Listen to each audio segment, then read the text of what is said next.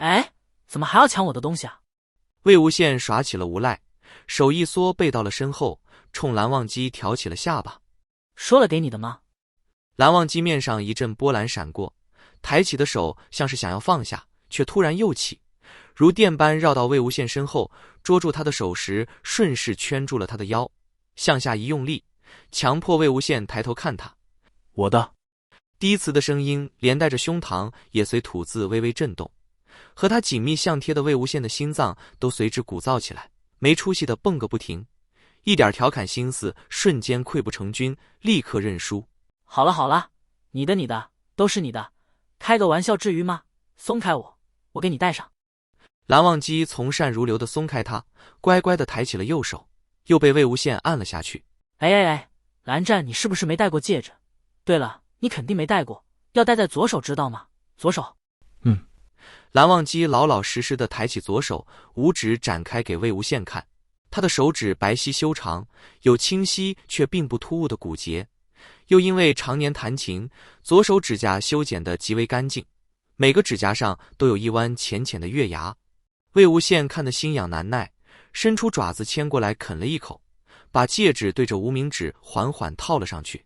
蓝忘机从盒子里拿出了另一枚戒指，有样学样的给魏无羡套在了手指上。有风吹过，巨大的银杏古木抖落了漫天秋意，枯叶展翅，身无一息，心有灵犀。魏无羡看着两人手上一模一样的戒指，笑意从嘴角溢到眼角眉梢，郑重其事道：蓝二公子蓝忘机，你确定要和魏无羡公子魂魄相结，一生一世，不，生生世世不离不弃吗？蓝忘机颔首，眼中微起波澜，似有笑意闪过。确定。你确定要每天给魏无羡公子做饭穿衣，永远宠他爱他吗？确定。你确定要和魏无羡公子携手相将，无论他对你做出什么事，都无条件纵容他，原谅他吗？确定。魏无羡小小的舒了口气，心道：无条件纵容就好。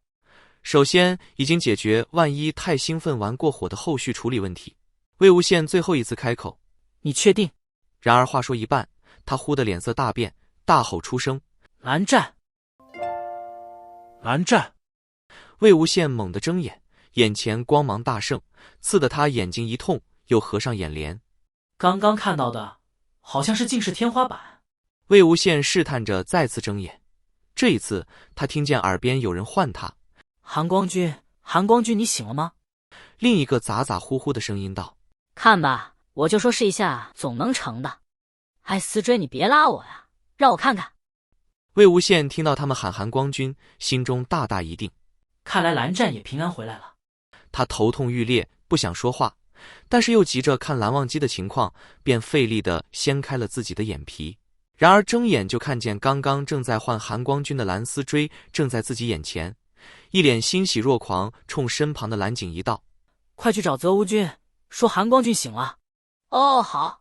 蓝景仪拔腿就跑，咚咚的脚步声简直像是刻在魏无羡脑子里。韩光君？蓝湛？蓝湛在哪儿？没见蓝湛啊，为什么突然说韩光君醒了？蓝曦臣显然并没走远，不过一时片刻就被喊了回来，并且难得的违了家规，几乎是一路跑进了静室。魏无羡转了转眼珠，身子沉重的抬不起来，嗓子也像被火燎过一样，倒省了见礼。他现在迫切的想知道蓝忘机怎么样了，便尽力调动了10成10的力气，尽力给了蓝曦臣一个迫切的表情。谁知蓝曦臣却不知为什么，看他一眼之后，便一直微微侧着脸，询问蓝景仪刚刚的情况，不与他眼神交流。魏无羡急得想拽人衣服，可惜抬不起手臂。忘机！蓝曦臣像是终于注意到他快烧穿人的目光，低了低头，给他掖了被角，欲言又止。忘机，你感觉怎么样？卧槽！魏无羡被他一声叫懵了，脑子里像被点了根炮仗，砰的一声，炸飞了所有意识。然而理智还未回笼，就听见了他的下一句话：忘机，我知道你刚醒，本不该告诉你，但是……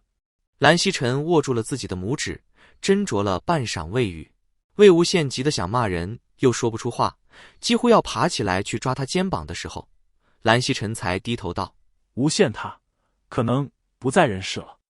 我又死了。魏无羡睁着眼，直勾勾地盯着蓝曦臣，突然有点分不清今夕是何夕。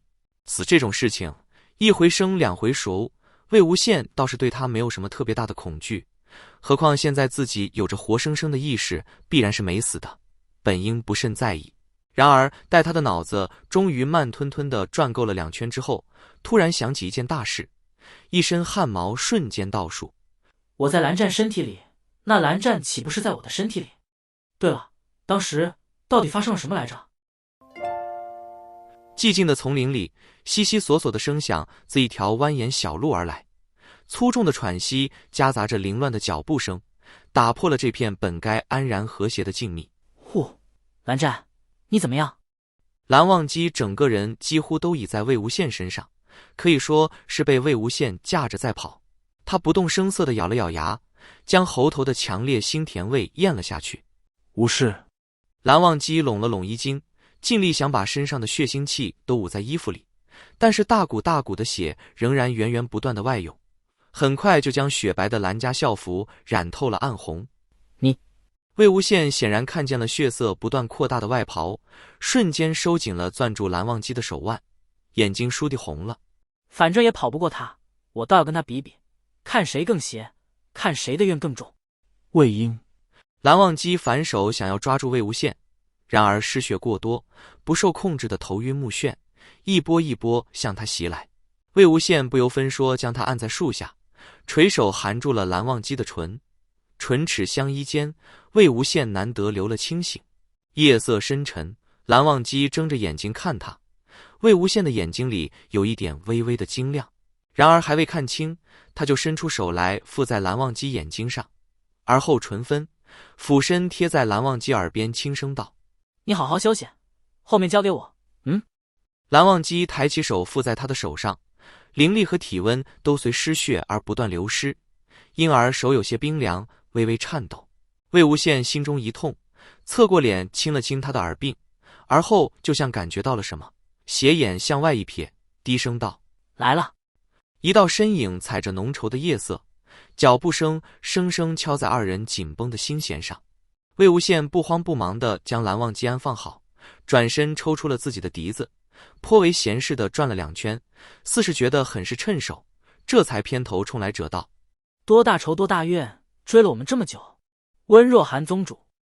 哥。远处身影像是听见了这边的动静，大跨2步后站定，发出了一串不似人声的叫声，随后扭了扭脖子，一连串令人牙酸的骨骼扭曲声爆起。他没有意识。蓝忘机撕下一片自己的衣服，随便包了包伤口，扶着剑摇摇晃晃站了起来，勉力走到他身边，却被魏无羡伸手挡住。你不用管，我来。我早就知道温宗主活腻了，倒是不知道你连死都死腻了。魏无羡轻轻抚了抚手中那管横笛，语气轻松的仿佛只是与故人谈天说地，话里的杀机却分毫毕现。怎么，这是想直接试试灰飞烟灭的滋味吗？他猛地抬眼，眼中一抹血色闪过，声音陡然狠厉起来：你算什么东西，我的人也敢伤？话毕引笛至唇边，尖锐诡谲的笛声骤然响起，飞鸟般掠过高空，脚下土地微微震颤起来，一只白骨手臂破土而出，一把抓住温若寒的脚踝。温若寒虽没有意识，却也不会坐以待毙，抬脚一震，白骨瞬间化为齑粉，重新归于土地，而后整具身体骤然向前冲，朝他们2人袭来。魏无羡面色不改，单手扯住蓝忘机，2人飞速向后退了几步，紧靠在树干上。